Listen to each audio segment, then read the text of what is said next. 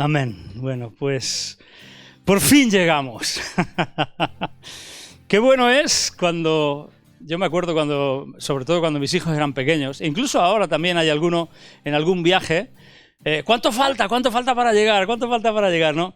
Esos viajes que hemos hecho largos, cuando llegamos y abren las puertas del coche, paras, aparcas y dices, venga, ya podéis bajar, ¿no? Por fin llegamos. Y más si durante el trayecto pues alguno se ha mareado, alguno se ha puesto malo o alguno se ha puesto pesado, que sabes que se ponen los pequeños a veces insoportables y dices, uy, qué ganas tengo de llegar, ¿no? Por fin llegamos, por fin llegamos. Debió de ser maravillosamente fascinante por fin llegar al destino soñado. Después de tanto tiempo, tantas vueltas, tanto recorrido, llegar al lugar más importante de nuestra vida, más importante de sus vidas, para ser parte del destino y de las promesas más gloriosas, jamás soñadas y esperadas. Tuvo que ser extraordinario. Imaginaros, poneros en la piel del pueblo de Israel cuando por fin cruzó el río Jordán y llegó al destino. La mayoría de los que estaban allí ya eran mayores, sus padres habían muerto en el desierto. ¿Qué sensación les recorrería? Tanto tiempo esperando la promesa de Dios que se cumpliera. Y por fin habían llegado. ¿Cómo te sientes cuando consigues algo por fin? Algo que has anhelado y deseado por muchísimo tiempo. ¿Cómo te sientes? ¿Cómo te encuentras? ¿Cómo se encuentra la novia que por fin ha encontrado el hombre de su vida, su príncipe azul? ¿Cómo se encuentra ese príncipe azul cuando encuentra a su princesa? ¿Cómo te encuentras cuando consigues el trabajo anhelado? ¿Cómo te encuentras cuando consigues, por qué no decirlo, la iglesia anhelada? Formar parte de ese grupo selecto de personas escogidas, amadas, aceptadas, con muchos fallos, pero aceptadas por el Señor. Y como hemos podido ver, porque lo hemos estado viendo, todo ese periplo, toda esa trayectoria, no llegaron por sus propios métodos ni por sus propias fuerzas. No hicieron un puente, no mandaron a la unidad de zapadores para que construyera un puente, levantara un puente sobre el río Jordán que estaba desbordado. Tampoco construyeron barcas o balsas de madera para cruzar, sino que fue Dios el que secó las aguas del río Jordán. Pero las aguas del río Jordán se secaron ¿cuándo? Cuando los sacerdotes que cargaban el arca del testimonio, como bien nos enseñó Elsa la semana pasada, cuando los sacerdotes entraron en el agua, entraron en las aguas se detuvieron en un montón y el resto de aguas discurrieron hacia abajo, hacia el Mar Muerto. Elsa nos habló de la importancia que tiene precisamente el testimonio de Dios en nuestro espíritu. Y que eso es lo que nos abre camino. El testimonio está representado en este caso por el arca del testimonio. Ella nos habló precisamente de la necesidad de que internamente el Espíritu Santo nos confirme, y nos confirma a través de tres cosas. Los tres objetos que habían dentro del arca, el arca del testimonio, el arca del pacto, que representa la presencia de Dios. Era la palabra de Dios, porque eran las tablas de Moisés. Entonces el testimonio interno tiene que ser y siempre debe de ser acorde con lo que enseñan las Escrituras. El maná, había una urna con maná, habían guardado un poquito para memoria. El maná que sabéis que los acompañó durante todo el desierto, que caía cada mañana temprano, que lo tenían que recoger antes de que calentara el sol, que representa ese encuentro con Dios, ese encuentro íntimo, personal con Dios. Cada uno tenía que recoger según lo que iba a comer. no podía recoger de más ni de menos. Sí que tenían que recoger el doble solamente el viernes para el sábado, porque el sábado era el día de reposo y no podían salir. Pero todo apuntaba a esa intimidad y esa relación personal, genuina, fresca, cotidiana, diaria, con Dios. Y la vara de Aarón que reverdeció, esa vara de almendro que reverdeció, que echó hojas, echó flores y echó almendras. Esa vara que reverdeció, que representa nuestra sujeción a la autoridad de Dios, nuestra obediencia a Él. Y todo eso tiene que ir acompasado, todo unido, porque es algo que el Espíritu Santo es con lo que va a usar para guiarnos, para abrirnos camino. Ahora, esto nos abre camino, el camino hacia la madurez y a la herencia de sus promesas. Obviamente, el cruce del río Jordán se trata de morir al yo y de dejar que ese testimonio, el testimonio del arca representado por lo que os he dicho, nos guíe, nos dirija, sea lo que nos mueva, no ya nuestra manera de pensar, no ya nuestras opiniones, no ya nuestros sentimientos, no las experiencias que hemos vivido.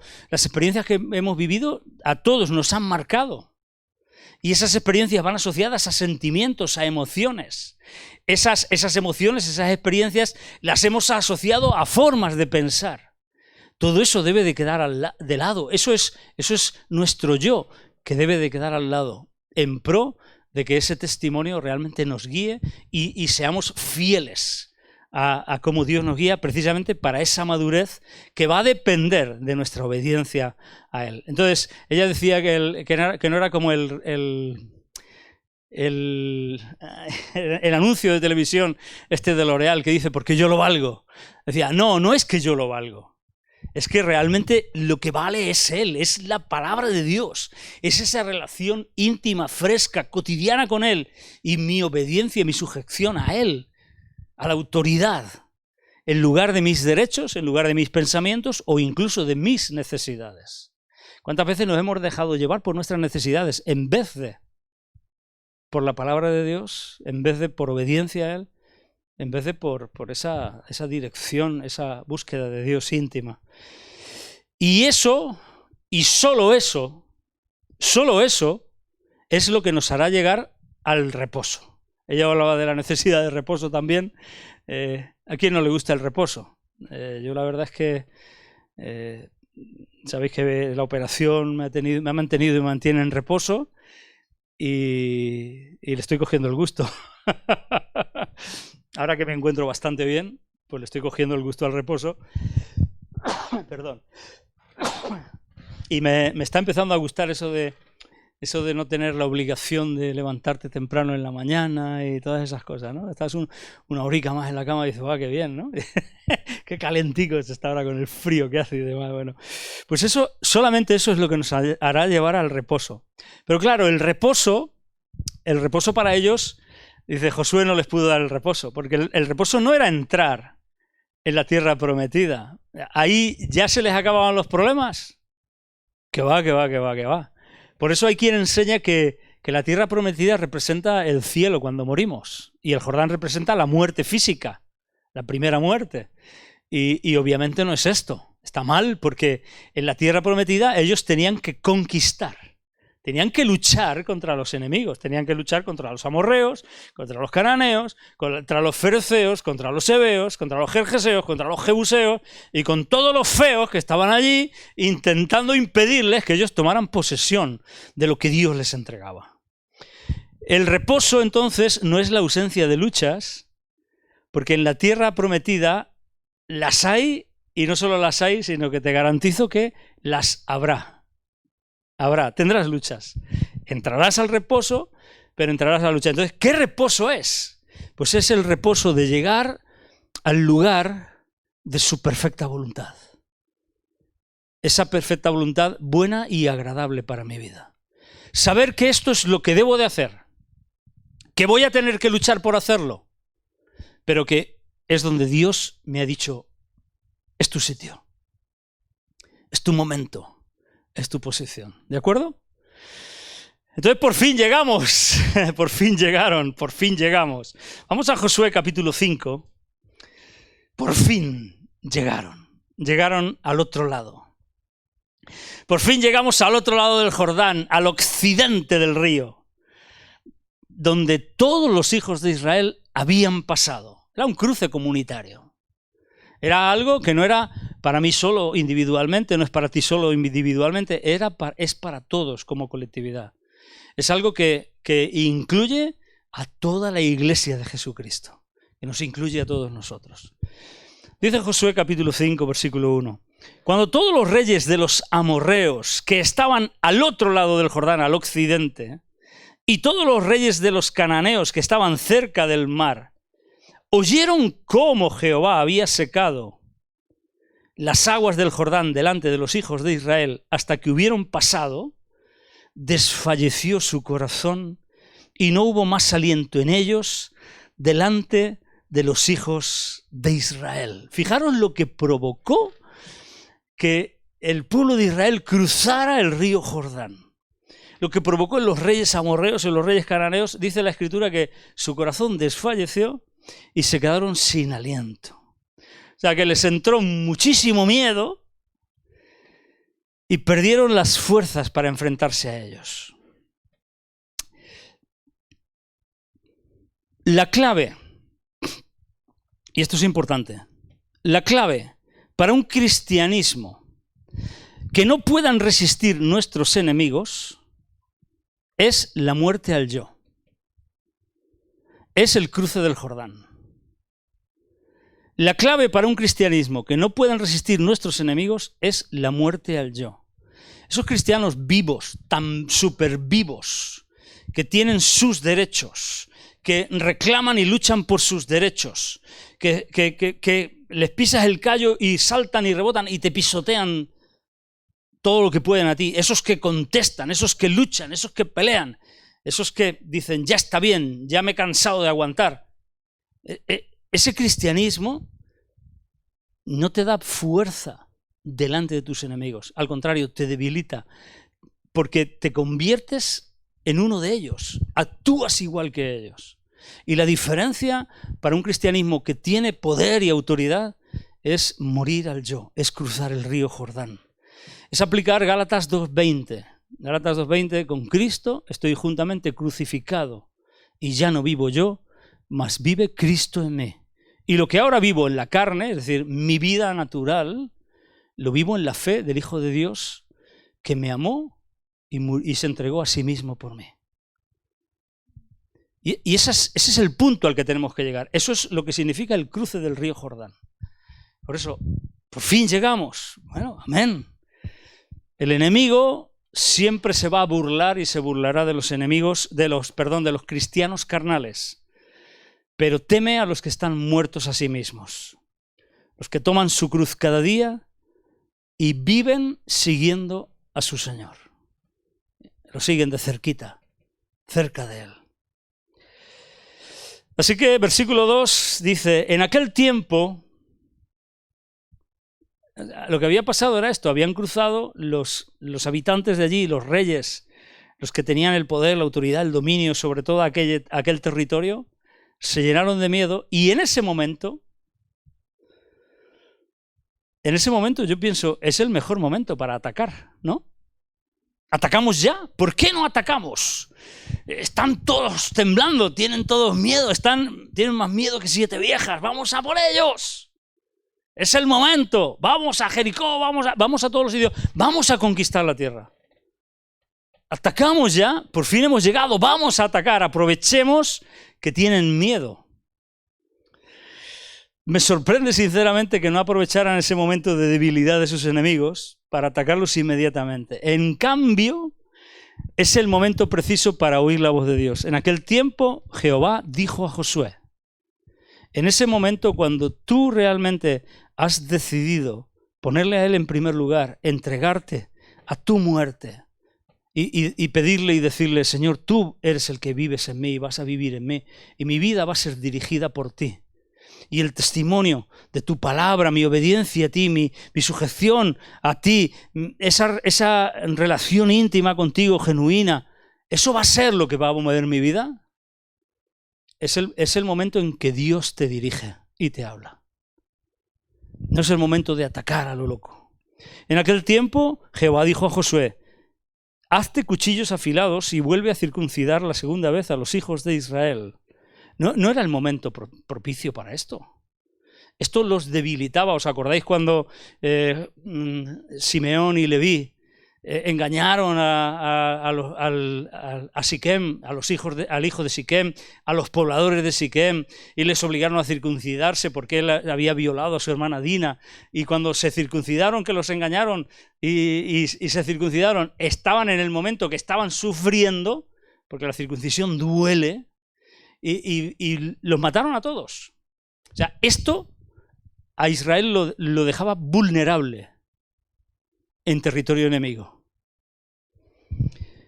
En aquel tiempo Jehová dijo a Josué: hazte cuchillos afilados y vuelve a circuncidar la segunda vez a los hijos de Israel. Y Josué se hizo cuchillos afilados y circuncidó a los hijos de Israel en el collado de Aralot.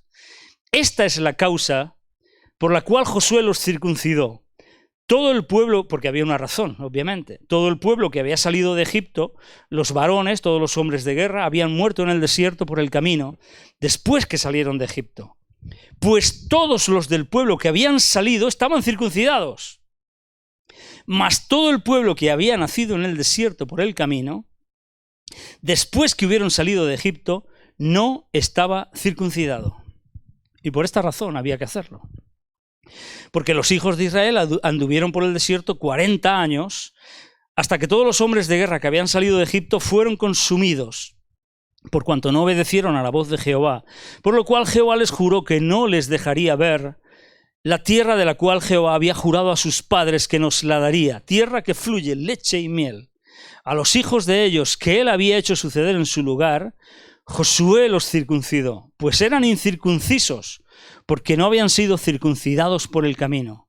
Y cuando acabaron de circuncidar a toda la gente, se quedaron en el mismo lugar en el campamento hasta que sanaron. Lo que he dicho antes, tenían que curarse, pasaba un tiempo, tenían que pasar unos días hasta que esa herida se cicatrizara y se fuera todo el dolor y ellos pudieran caminar.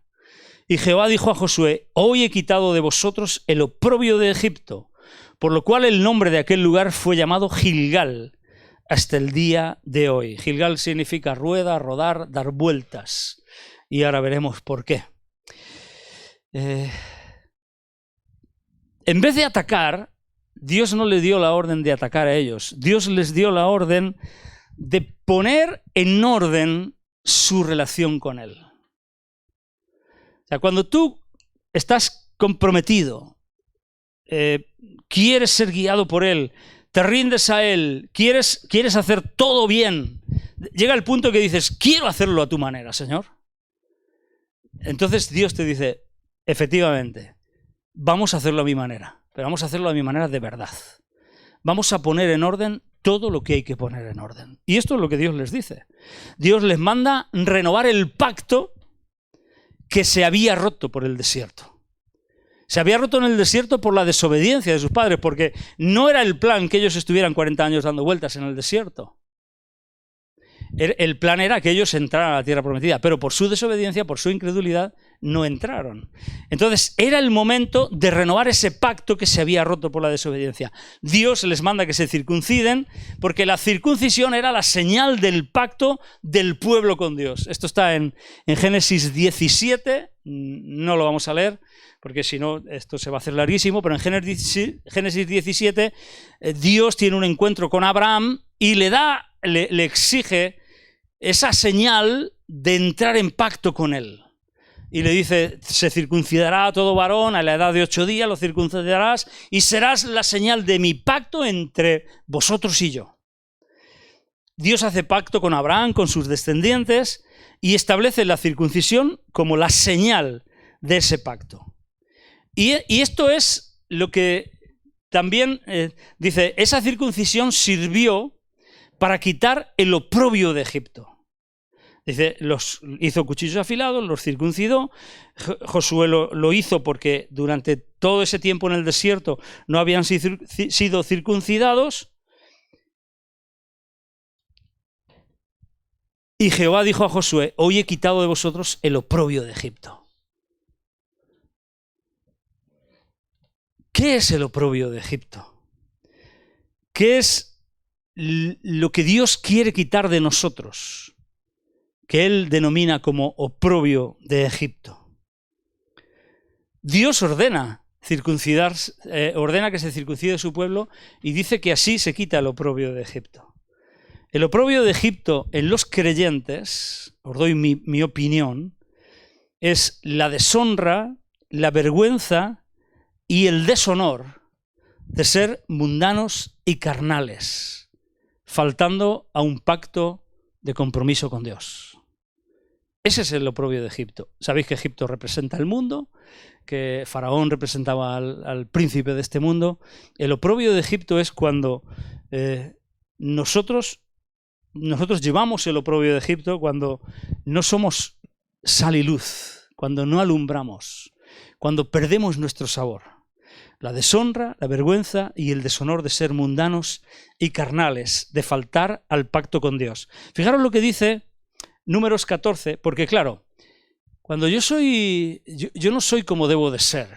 Cuando los inconversos o los impíos o los que no creen, a mí me pillan en un renuncio. ¿Sabéis lo que es esto, no? Yo hago algo mal y ellos me ven y entonces les doy motivos para que hablen mal de mí. O sea, no es eso de que te persiguen mal mintiendo, sino que están diciendo la verdad. Tú eres un cantamañanas. Tú dices que eres cristiano, pero tú eres un cantamañanas, un soplagaitas. Tú eres falso. Tú eres un hipócrita. Tú dices, pero no haces. Les damos motivos para que hablen. Fijaros lo que pasaba en los diálogos que Moisés tiene con Dios. Y esto está en Números 14, del 32 al 35. Dice, en cuanto a vosotros, vuestros cuerpos caerán en este desierto, y vuestros hijos andarán pastoreando en el desierto 40 años. Esto es Dios hablando con Moisés. Y ellos llevarán vuestras rebeldías hasta que vuestros cuerpos sean consumidos en el desierto, conforme al número de los días de los 40 días en que reconocisteis la tierra, llevaréis vuestras iniquidades 40 años, un año por cada día, y conoceréis mi castigo. Versículo 35. Yo, Jehová, he hablado.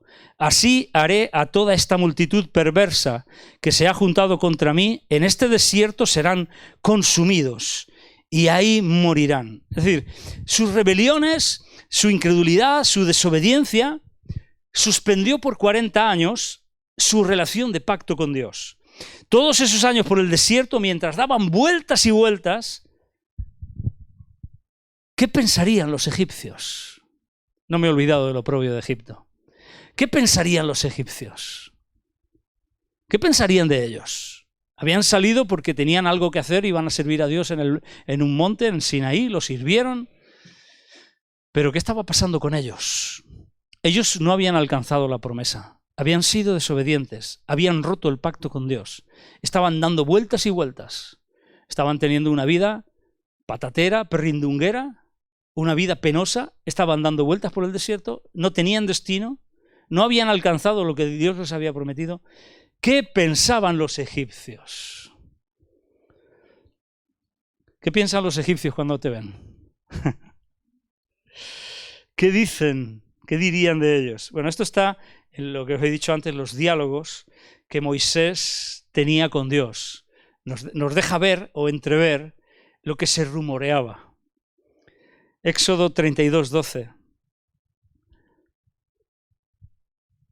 Orando Moisés, porque Dios quería liquidar y fulminar a ese pueblo idólatra, perverso, desobediente, incrédulo.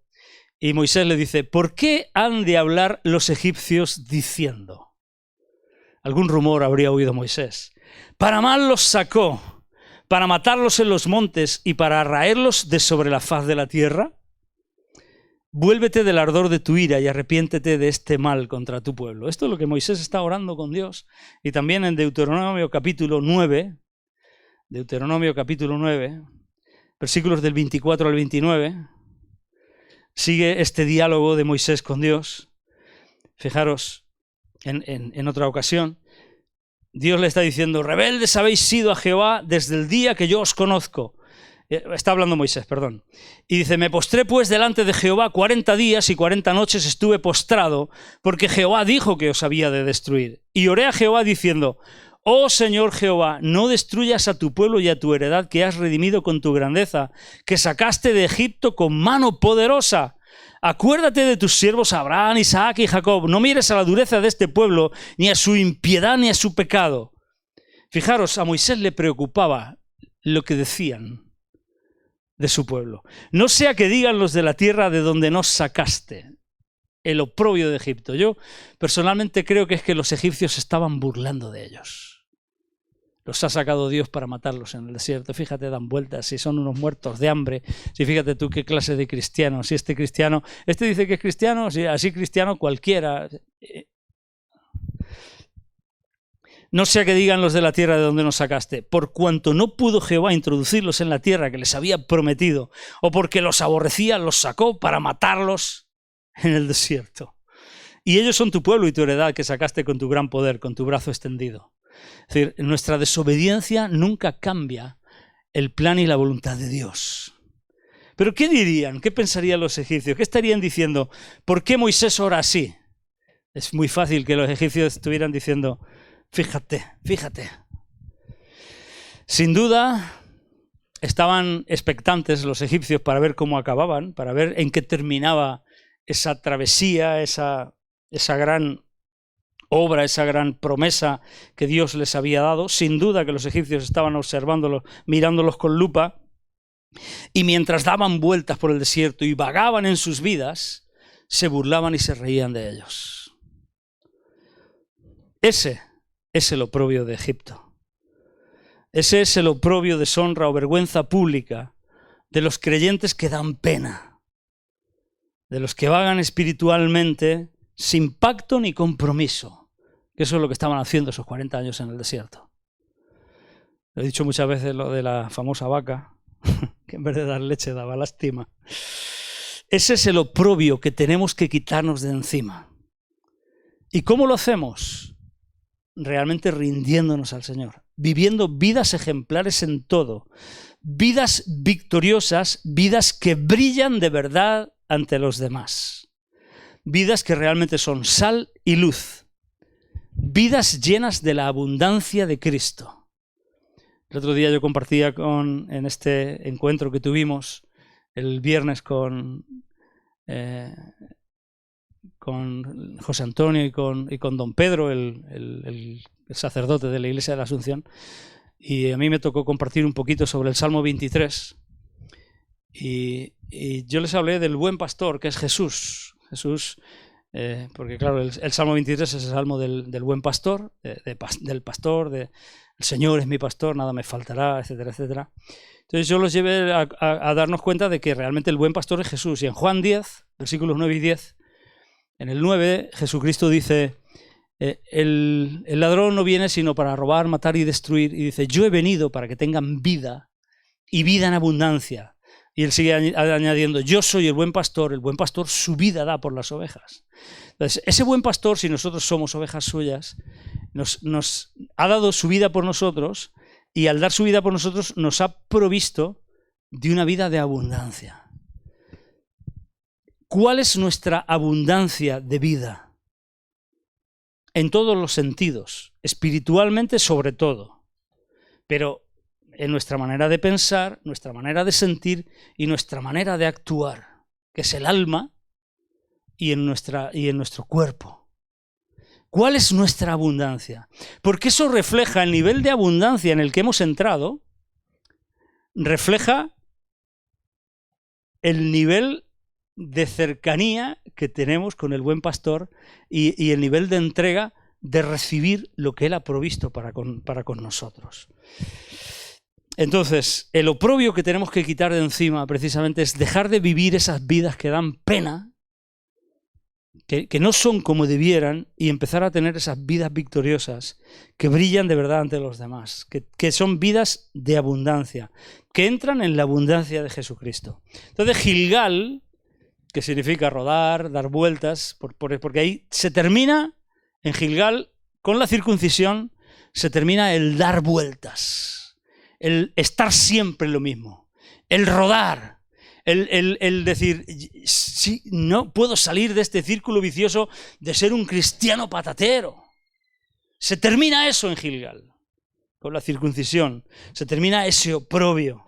Gilgal representa una segunda oportunidad que Dios nos da a ti y a mí, que Dios les dio a ellos, una segunda oportunidad para que todos los que con el pasar del tiempo, de los años, han dejado o hemos dejado de lado y hemos echado a perder el pacto y el compromiso con Dios, se vuelvan a Él de todo corazón. Entonces, la circuncisión en Gilgal representa esto, una segunda oportunidad que Dios da para que entren de nuevo en pacto y en compromiso con Él. La circuncisión es la señal para entrar de nuevo en ese pacto con Él. Y fijaros lo que dice el Nuevo Testamento acerca de la circuncisión. Varios textos, Romanos 2, 28 y 29 dice: pues no es judío el que lo es exteriormente, ni es la circuncisión la que se hace exteriormente en la carne. Porque muchos luego confiaban en esa circuncisión que llevaban en su cuerpo, en su carne, pero eran incircuncisos de corazón. Ni es la circuncisión la que se hace exteriormente en la carne, sino que es judío el que lo es en el interior, y la circuncisión es la del corazón, en espíritu, no en letra, la alabanza del cual no viene de los hombres, sino de Dios. 1 Corintios 7, 19, que dice: la circuncisión nada es, y la incircuncisión nada es, sino el guardar los mandamientos de Dios. Gálatas 5, 6, porque en Cristo Jesús ni la circuncisión vale algo, ni la incircuncisión, sino la fe que obra por el amor. Gálatas 6:15. Porque en Cristo Jesús ni la circuncisión vale nada, ni la incircuncisión, sino una nueva creación. Filipenses 3:3. Porque nosotros somos la circuncisión, los que en espíritu servimos a Dios y nos gloriamos en Cristo Jesús, no teniendo confianza en la carne. Y finalmente Colosenses 2:11, que dice: en él también fuisteis circuncidados con circuncisión no hecha a mano, al echar de vosotros el cuerpo pecaminoso carnal en la circuncisión de Cristo. Un chorro de versículos extraídos del Nuevo Testamento de cuando Pablo hablaba de este tema con los cristianos carnales, con los cristianos que estaban circuncidados en la carne y para ellos era lo más importante, etcétera, etcétera. Que nos demuestra y nos enseña que en Gilgal, en este punto, nosotros dejamos de lado, o deberíamos dejar de lado, nuestra carne, siendo circuncidados, con esa circuncisión que no está hecha a mano, que está hecha por el Espíritu Santo, que está hecha por Dios, en nuestro corazón, al echar de nosotros el cuerpo pecaminoso carnal. Todo lo que representa la carne es nuestros deseos, nuestras intenciones, nuestras preferencias, he dicho antes, incluso nuestras necesidades, todo aquello que ha marcado y condicionado y modelado nuestros pensamientos, nuestros sentimientos, nuestras emociones, nuestra manera de actuar, nuestra manera de vivir. Gilgal es el lugar donde determinamos, tú y yo determinamos, andar en el espíritu y no satisfacer los deseos de la carne. Es el lugar donde los que son de Cristo crucifican la carne con sus pasiones y deseos. Gilgal es el paso previo que todos nosotros debemos de dar. Porque sin Gilgal no podemos avanzar a la conquista. Si tú y yo no decidimos echar de fuera todo aquello, todas aquellas tendencias, todo aquello que nos desvía, toda la carnalidad de nuestra vida, no vamos a poder conquistar absolutamente nada. Es el paso previo. Por eso tuvieron que circuncidarse antes de conquistar. La preparación más importante para conquistar la tierra prometida no era la preparación militar, no radicaba en la afinación de la destreza militar, radicaba en la renovación del pacto, porque pacto es un compromiso verdadero con Dios. Fijaros, de hecho, la circuncisión los dejó expuestos, lo he dicho antes, heridos, expuestos ante sus enemigos. Pero la circuncisión los colocaba en el orden correcto delante de Dios. ¿Entendéis? ¿Entendemos lo que significa la circuncisión en este momento? ¿Entendemos la necesidad de ser circuncidados en el corazón, de tomar determinación, decir, Señor, mete tu bisturí en mi corazón, aquello que compartía Elsa, que tu palabra entre hasta lo más profundo, que penetra hasta lo más íntimo, que discierne los pensamientos y las intenciones del corazón, hasta partir las coyunturas y los tuétanos. Nuestra historia de conquista, tu historia de conquista, mi historia de conquista empieza en Gilgal. Si no pasamos por Gilgal, no vamos a conquistar. Estamos cansados de rodar, de dar vueltas y vueltas. Lo he titulado Por fin llegamos, pero pensé titularlo Rodar y rodar, rodar y rodar. Estamos cansados de tanto desierto. Algunos decían, es que llevo arena hasta en los bolsillos, llevo los bolsillos llenos de arena, de tanto dar vueltas por el desierto. Entendemos, y es el momento de entender que tenemos que renovar nuestro pacto y nuestro compromiso con Dios. Fijaros qué importante que no fueron circuncidados antes de cruzar. Cruzaron el río, que representa esa muerte también, pero era colectivo el paso del Jordán. Fueron circuncidados, tuvieron que ser circuncidados antes de empezar a conquistar. El cruce fue colectivo. El cruce del río Jordán fue en grupo, fue todo el pueblo. Pero la circuncisión fue y es individual. La necesidad de ser circuncidados, esto no es solo para los hombres, porque es en el espíritu, nos enseña que todos y cada uno de los israelitas debían aplicar la muerte que representaba el cruce del río a sí mismos. Ahora es el momento de aplicar ese cruce del río, ese decir, ya no vuelvo atrás. He decidido seguir a Cristo, sigo adelante, Él va a ser quien me va a dirigir. Su palabra va a ser la que me va a dirigir. Yo voy a hacer lo que su palabra me dice, aunque me cueste, aunque sea difícil. Yo voy a ponerle a Él en primer lugar. Mi obediencia va a ser por encima de todo. Yo voy a ponerle a Él en primer lugar. Eso es lo que representa la circuncisión. Yo voy a echar de mi vida mi manera de vivir carnal, mis pensamientos, mis emociones. Voy a dejarlo y lo voy a cambiar por Él, por mi obediencia a Él. Por mi obediencia a su palabra, por esa relación viva, fresca, genuina. Tenemos la clave en lo que estaba dentro del arca. Eso es lo que tenemos que cambiar, eso es lo que nos tiene que dirigir, eso es lo que tiene que ser nuestro timón, lo que nos dé dirección en la vida. Dios les ordenó que recibieran la señal del pacto. Colectivamente habían atravesado la experiencia de muerte al yo al cruzar el río, pero ahora tenían que aplicar esa muerte a sí mismos, individualmente. ¿Sabéis por qué? Porque fijaros, cuando Dios hace el pacto con Abraham, en Génesis 17, en el versículo 14, que sí que lo vamos a leer, Génesis 17, 14, dice lo siguiente: y el varón incircunciso, el que no hubiere circuncidado la carne de su prepucio, aquella persona será cortada de su pueblo.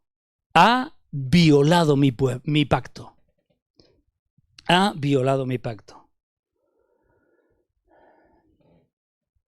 Definitivamente, nunca, y termino con esto, nunca podrás conquistar las promesas, y lo puedes llamar como quieras, las promesas, la herencia, el futuro, la vida abundante, el propósito, el destino, el plan de Dios para mi vida, la buena obra que Dios preparó de antemano, o como quiera que lo quieras llamar, que de todas estas maneras vale llamarlo. Nunca podremos conseguir lo que Dios ha preparado para nosotros, nunca lo conquistaremos si no dejamos, si tú no dejas, si yo no dejo que Dios nos conquiste totalmente. Es el momento en que Dios nos tiene que conquistar totalmente. Esa es la circuncisión. Dejar que Dios conquiste plenamente mi corazón. Porque esa es la verdadera circuncisión. Circuncidemos hoy nuestro corazón. ¿Cómo? Decidiendo andar en fe, en obediencia, dejando de lado toda carnalidad y entrando en pacto con Dios, rindiéndonos a Él por completo. Rindiéndonos a Él por completo. Esta es la clave. Esta es la clave. Por eso se tuvieron que circuncidar. Por eso Dios les mandó circuncidarse. Por eso Dios mandó que Josué los circuncidara antes de la conquista. Era el momento oportuno para que atacaran. Sus enemigos estaban llenos de miedo, de temor, no tenían fuerzas para enfrentarlos. Sin embargo, ellos debían de ordenar su vida delante de Dios. Y un cristiano victorioso, un cristiano que es sal y luz, un cristiano genuino, es un cristiano que vive completamente rendido a Jesucristo, que se somete a su palabra, que hace su voluntad, que le busca, que tiene una relación viva con Él, que se somete a su autoridad, que le obedece, aunque le cueste, que no pone por delante de su relación con Dios su propia voluntad, sus deseos, ni sus necesidades siquiera. Tenemos los ejemplos de todo el Nuevo Testamento, de Pablo, de todos. La circuncisión no en la carne, la circuncisión en el corazón. Por eso necesitaron pasar por Gilgal. Por eso Dios le dijo, circuncida a todo varón, porque no se habían circuncidado, porque les faltaba entrar en ese pacto, por la desobediencia de sus padres, efectivamente. ¿Estás dispuesto? ¿Estás dispuesta? No es solo para hombres.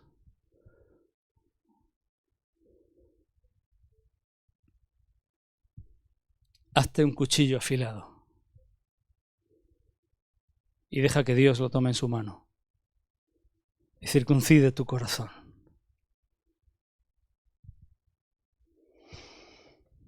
Padre, te damos gracias por tu palabra poderosa, Señor, tu palabra viva. Gracias, Señor, porque en los ejemplos del libro de Josué, en todo lo que tu pueblo vivió y atravesó, estamos aprendiendo cómo caminar en nuestra vida cristiana, Señor. Caminamos hacia esas promesas, caminamos hacia la herencia que tú tienes preparada para nosotros. Caminamos hacia ese futuro que tú has preparado, hacia esa vida abundante. Caminamos hacia tus propósitos para con nosotros. Sabemos que tú has trazado un destino glorioso, el plan de Dios para nuestra vida.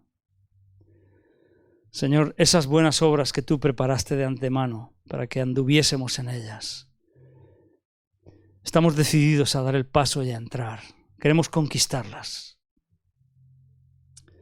Queremos conquistarlas. Por eso, Señor, hoy te decimos, nos rendimos ante ti.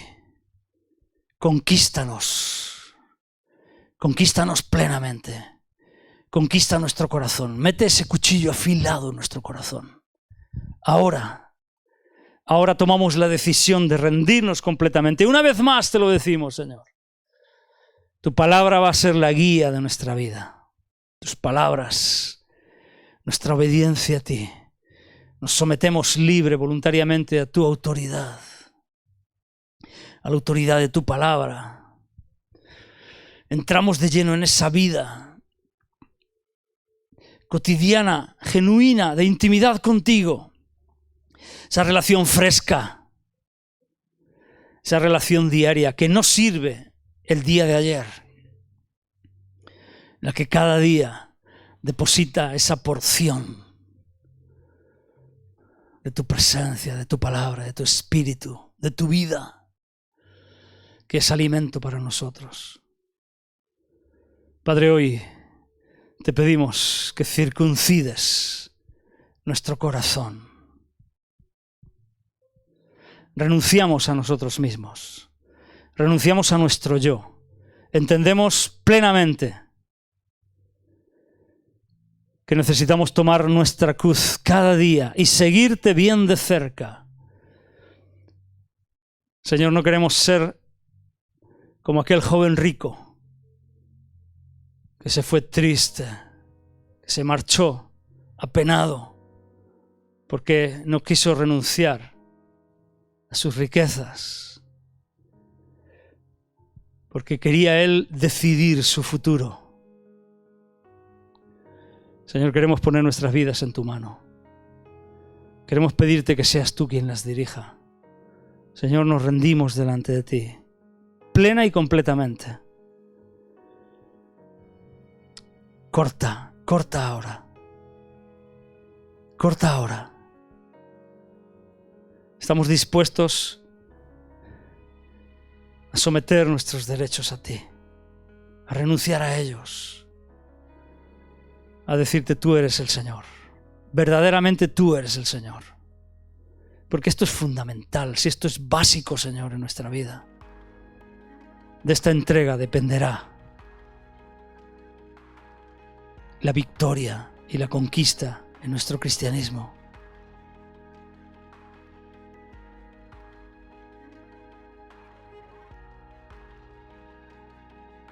Señor, trabaja en cada corazón, en cada uno de nosotros, los que estamos aquí, Señor, los que están escuchando esta grabación, Señor. Circuncida sus corazones. Muéstrales la necesidad. Déjate circuncidar por el Señor. Gilgal te abrirá las puertas y te abre las puertas de la herencia, de la posesión, de las promesas. Tu renuncia a ti mismo te abre las puertas de la abundancia de Jesucristo. No hay nada. No hay nada. Es el paso inequívocamente imprescindible para que tu vida dé un cambio cualitativo en tu cristianismo y en tu manera de vivir tu relación con Dios.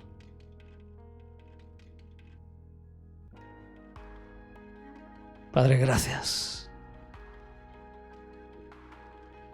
En el nombre de Jesús.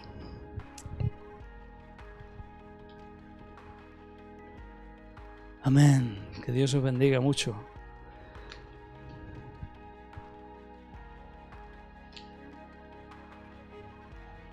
Y que esta circuncisión no hecha con mano sea efectiva en cada uno de nosotros. Tengáis un muy buen domingo, una muy buena semana. Una semana para sanar. Que cada uno examine dónde tiene que dejar que Dios corte. Y que Dios os bendiga grandemente, grandísimamente. Lo que hay ahí adelante de Gilgal es tremendo, es poderoso, es maravilloso. Es una vida que vale la pena vivir. No es un cristianismo de un cristiano que se arrastra por la vida. Es un cristianismo, es la caña, es la bomba, es lo mejor de lo mejor. Es algo que te convierte en la chispa, en el alma de la fiesta. Es algo que te convierte en luz y sal. Lo que Dios tiene preparado ahí delante. Que Dios nos permita verlo. Para que el dolor de la circuncisión no sea tan grande. Grandes cosas tiene Dios preparada. Toda una tierra entera. Verás como todos esos enemigos caen derrotados delante de ti.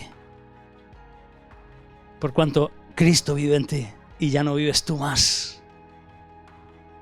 Amén. Que Dios os bendiga muchísimo, de verdad, de corazón. Que paséis una muy buena semana, un buen domingo, una buena tarde de domingo para pasear un poquito con el sol, mientras no aprieta el frío. Que seáis muy felices y Dios os bendiga.